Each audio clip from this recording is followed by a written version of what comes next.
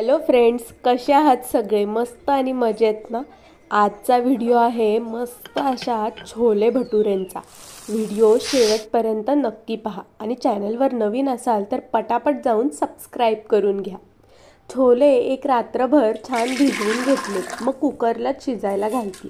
त्याच्यामध्ये आवडीनुसार खडे मसाले आणि एक बटाटा आणि चहा पावडर आणि आवळा सुपारीचं हे पाणी मी यामध्ये घालते. गाळून घातलंय बरं का.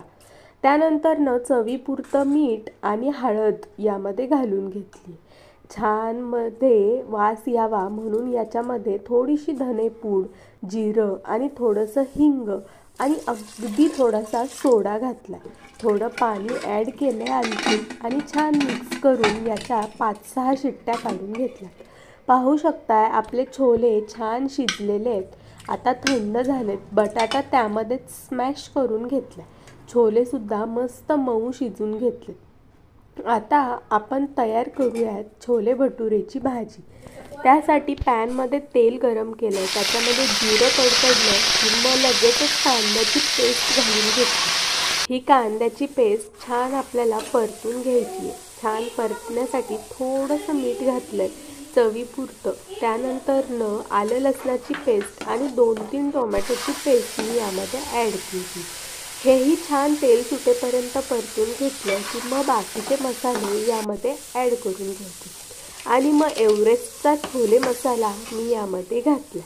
मग काय छान परतून घेतलं की आपले शिजवून घेतलेले छोले आणि बटाटा केलेला स्मॅश यामध्ये घालून घ्यायचं. हे मिश्रण छान एकजीव करून घ्यायचं आणि मग काय छान शिजू द्यायचं. शिजलेलंच आहे पण 1-2 उकळ्या घ्यायच्या आणि मग छान फोडणी द्यायची. आलं आणि मिरची छान बारीक चिरून त्याची फोडणी याच्यामध्ये टाकायची. याने टेस्ट खूप छान येते. तुमच्याकडे कसुरी मेथी असेल तर तीही टाका आणि हो, हिरवी कोथिंबीर विसरू नका. मस्त हिरवीगार कोथिंबीर वरतून स्प्रेड करायची. तयार आहे आपली छोल्यांची मस्त चमचमीत अशी भाजी. बघूनच तोंडाला पाणी सुटतं. आता बनवूया भटुरे. त्यासाठी थोडासा रवा मी भिजत घातला. हा रवा अगदी 15 मिनिट आपल्याला भिजवून द्यायचा. तो भिजण्यासाठी साईडला ठेवून दिलाय. आता आपण थोडंसं मैद्याचं पीठ घेणार आहोत. जितका रवा तितकंच मैद्याचं पीठ. चवीपुरतं मीठ घातलंय. त्यानंतर थोडंसं सोडा घातलंय. आता यामध्ये मस्त घरी लावलेलं दही मी ॲड करते. छान घट्टसर असं दही घालायचं. मग भिजवून घेतलेला रवा यामध्ये घालायचा. अगदी 10-15 मिनिट भिजवलात तरीही चालेल.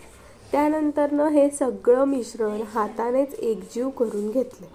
एकजीव करत करत हे मिश्रणाचा छान असा डव तयार करायचा.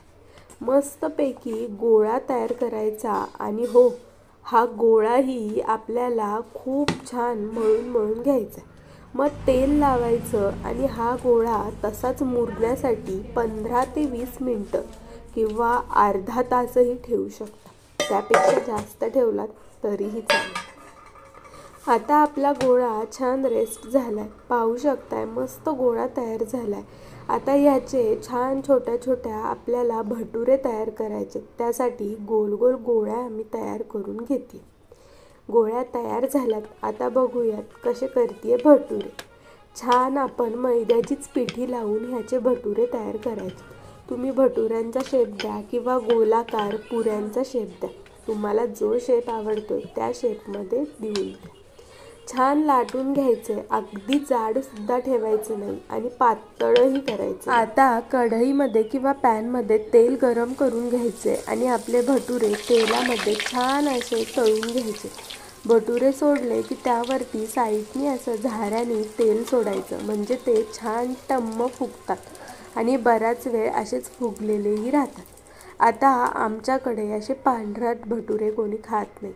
छान खरपूस तळलेले असतील तरच खातात, नाहीतर कच्चे म्हणतात. तुम्ही तुमच्या आवडीनुसार तळून घ्या आणि मग मस्त छोल्यांची भाजी आणि भटुरे सर्व करा.